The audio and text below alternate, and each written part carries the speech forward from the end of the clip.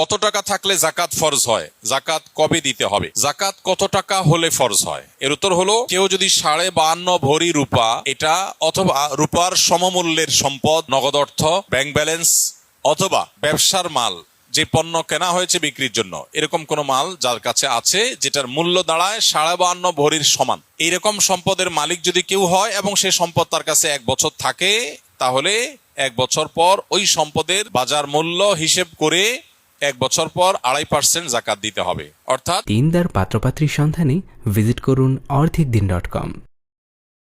লাখে 2,500 টাকা, এভাবে হিসাব করে তাকে জাকাত দিতে হবে। বর্তমানে রূপার যে বাজার দর সেটা হিসাব করলে প্রায় 2.25 লাখ টাকার কাছাকাছি হয় 52.5 ভরি রূপার দাম। এটা ভ্যারি করে, উঠানামা করে। একেবারে খুব রিসেন্ট, এখন 2026-এর ফেব্রুয়ারি মাস চলছে, এই সময়টাতে রূপার যে বাজার দর আছে সেটা হিসাব করে দেখা গেছে যে 2.25 লাখ টাকার কাছাকাছি। এক্সাক্ট আপনি যখন দিবেন রূপার দরটা জেনে নিয়ে যে 52.5 ভরি বা 52.5 তোলা রূপার দাম কত সেটা হিসাব করে